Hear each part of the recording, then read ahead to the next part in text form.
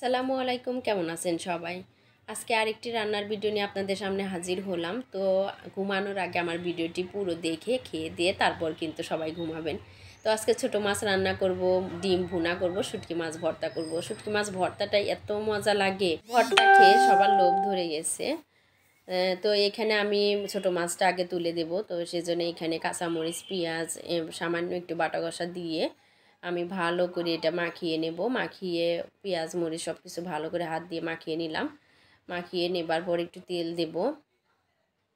তো তেল দিয়ে তারপর হচ্ছে ছোটো মাছ কিন্তু আমি সবসময় এরকম করেই রান্না করি, একদম মাখিয়ে দিয়ে রান্না করি। তারপর আলুটা দিয়ে ভালো করে মাখিয়ে নিলাম।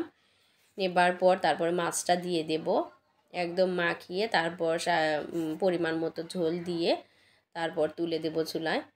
তো এ পাশে ছোটো মাছ হবে, আর এক চুলায় আমি হচ্ছে ডিমটা ভুনা করে নেব। তো তার জন্য ডিমটা আমি ভেজে নিচ্ছি।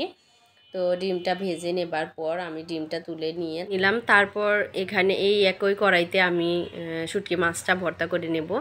তো তার জন্য এখানে আমি শুটকি মাছটা ভালো করে ধুয়ে রেখেছিলাম। তো সেই শুটকি মাছটা আমি কড়াইয়ের ভিতর দিয়ে দিলাম। তারপর পেঁয়াজটা কিন্তু শুটকি মাছ ভর্তার সময় কিন্তু পেঁয়াজের পরিমাণটাও অনেক বেশি দেওয়া লাগবে। তো পেঁয়াজের পরিমাণটা বেশি দিলেই কিন্তু শুটকি মাছ ভর্তা মজা লাগবে। তো লাস্টের দিকে আমি রসুনের কোয়া দিয়ে দিলাম।